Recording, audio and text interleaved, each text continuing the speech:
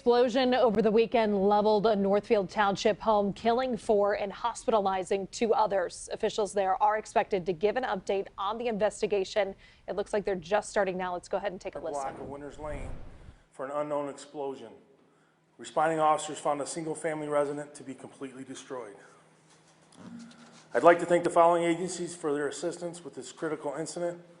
Chief Chris Bishop from the Northfield Township Fire Department, Green Oak Township Police and Fire, Hamburg Township Fire, Ann Arbor Township Fire, Salem Township Fire Department, Huron Valley Ambulance, excuse me, Washtenaw County Emergency Management, Washtenaw County Road Commission, HART, Michigan State Police, and the Washtenaw County Sheriff's Office. I'd like to introduce you to Patrol Operations Supervisor Lieutenant David Powell. He will provide you with information regarding the ongoing investigation and answer whatever questions he can. Lieutenant Powell. As the chief said, this is an ongoing investigation. It's going to be going on for several days. It's not near completion at all. And we ask that everybody stay clear of the area.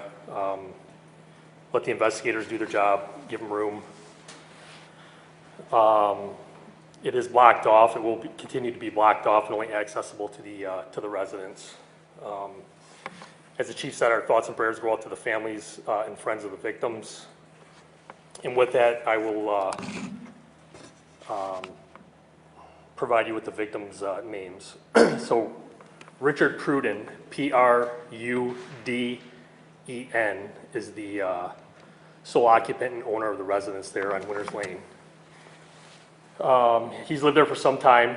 His daughter, Hope Bragg, B-R-A-G-G, her husband, and their three children with them. So the 3 Bragg children, Don and Hope Bragg, were in from Arkansas visiting Hope's father, Richard, when this tragedy occurred. Currently, Richard Pruden, 72, from Northfield Township, is still in critical condition in the hospital. Hope Bragg, 51, from Arkansas, is deceased. Her husband, Don Bragg, from Arkansas, also deceased. He's 53 years old. Their 22-year-old son, Kenneth Bragg, from Arkansas, deceased. Elizabeth Bragg, 19, their daughter, from Arkansas, deceased. And their youngest child, Stephen Bragg, also from Arkansas. He's in stable condition. Again, the investigation is still ongoing. I can say preliminarily, and it's subject to change pending further analysis of the evidence and interviews, that we have an undetermined fuel air explosion that caused this explosion. We do not suspect any foul play at this time. I've been in contact with the next of kin to the family, and they have set up GoFundMe accounts, one for Richard Pruden and both Stephen Bragg, which I'll share with you. It'll also be on our police Facebook page, a link to it as well. And then the township has scheduled a vigil to be held this Saturday, January 6th, at the Whitmore Lake High School, located at 7430 Whitmore Lake Road, and that's going to begin at 3 p.m. So that's all I have right now. If there's any questions, I'll try to answer what we can. What do you mean by undetermined fuel air explosion? Can you elaborate on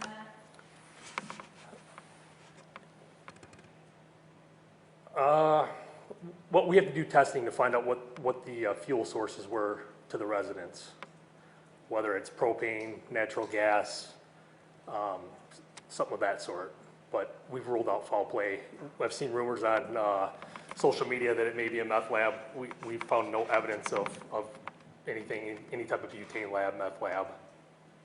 So do you think it was an improper fuel hookup and that's what led to this? I don't know the answer to that. Have they had any recent appliances installed? I don't know if they've had any recent appliances installed. That's still part of our investigation. What about any work done to the house? I don't know that. You spoke to next of kin.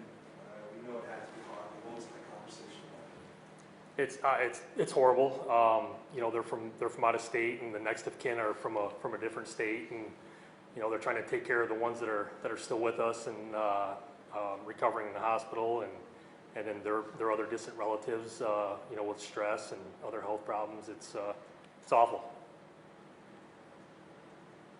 When you look at possible sources, have you been able to eliminate something that, meaning, as a layperson, you wonder about natural gas consumers' energy, if lines are still have integrity, maybe that's eliminated as a source, meaning have you been able, without identifying something specifically when it wasn't, if you get the intent here? No, because there's multiple agencies assisting us with the investigation, and you know, everybody's doing their part, and I would imagine here in the next week or two coming that those answers will come. But as of right now, we can't say for certain what we think it is or isn't. And are you able to identify the source of it, or was the explosion too great that you don't know where it was? No, there's nothing left of the property. I've never seen anything like it. Can you elaborate on that a little bit? We've seen the aerial photos, but if you can sort of describe how extensive this debris field was and just kind of what this has been like for your workers trying to process the evidence. Yeah, it's I think it's a 5-acre parcel, and I would say probably at least 2 acres of it is covered in debris, and everything's just blown into such small pieces that it's hard to make sense of what everything is. Do we have causes of death for the? We don't. And what about any more about the family members? I mean, I know they're from out of state. You know, what they did for a living for the parents that passed, or any details on the kids that you've been able to talk to. I know next of kin's hard. I don't have that information right now. No, I'm sorry. You talk about the youngest son who survived. How old is he? He's 16. Have you been able to talk to him? I have not. No. Has anybody, or had that? Our investigator spoke to him the day of the incident briefly, and then due to medical reasons, we weren't able to speak to him for a few days. I understand he's undergoing some significant surgeries today, as a matter of fact, so that'll be part of the investigation, is getting in and speaking with them. Has he been able to shed any light on where they were in the home? No. Have you been able to determine what part of the home the explosion actually occurred in, and where it started? Unfortunately, no. The basement walls are even crumbled in. The concrete basement walls are crumbled in, and there's concrete walls that are strewn throughout the property. It's going to take a lot of time. How do you approach something like this, meaning outside help? Where, as a novice here, I don't even have an idea where an investigation of this type would begin.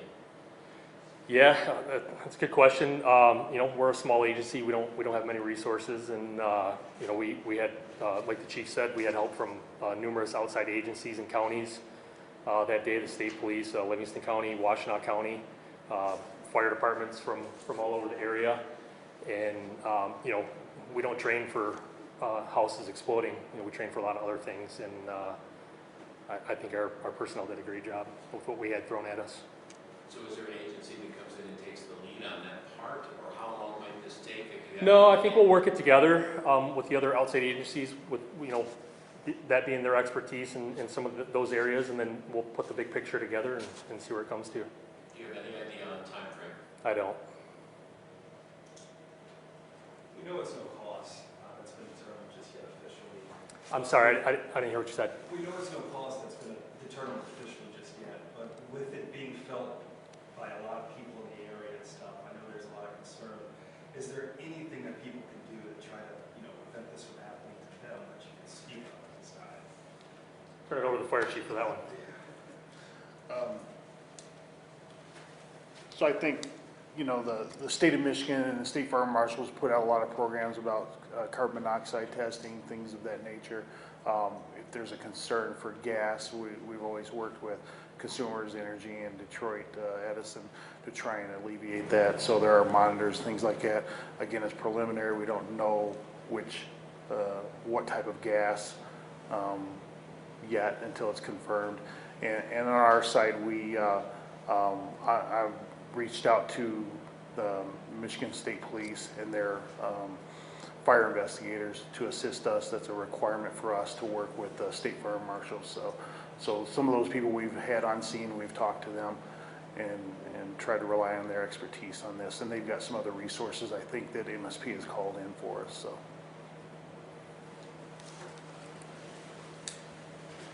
If that's it for questions, I'll just reiterate, like I said, the families have set up a GoFundMe for Stephen and Richard, and I'll share those with you here today, and hopefully you can share those on your networks, and we'll also share it on the Northfield Township Police Department Facebook page, as well as our government page, and I assume the fire department page as well.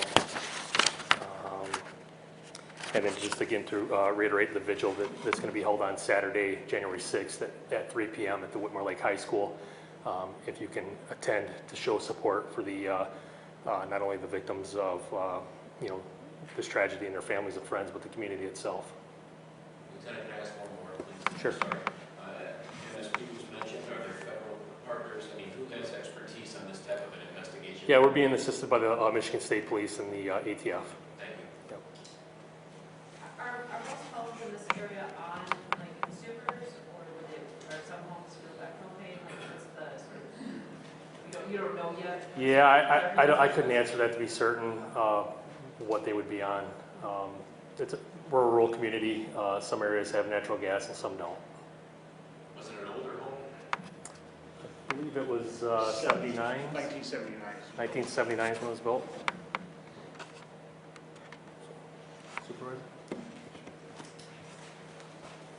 I'm Ken Dignan, D-I-G-N-A-N. I'm the Township Supervisor for Northfield Township.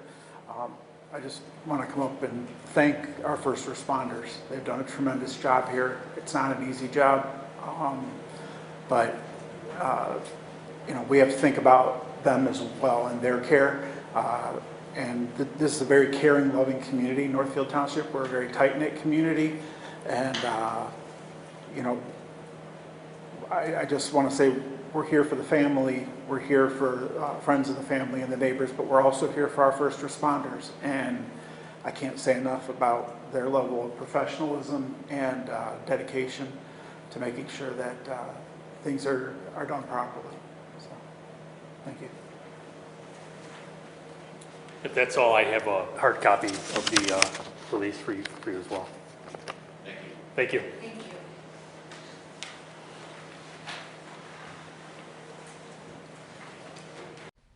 And to recap for you, officials say this is very much an ongoing investigation, and they asked everyone to stay clear of that area. Right now, they are sharing that this was some kind of fuel and air explosion with no signs of this at all being drug-related. Hope Bragg and her husband, Don, were visiting her father in Northfield Township when that home exploded. According to those officials, Hope's father and one of the couple's 3 children are hospitalized. Hope, Don, and their 2 other children died. We will have the latest for you coming up on CBS News Detroit at 4.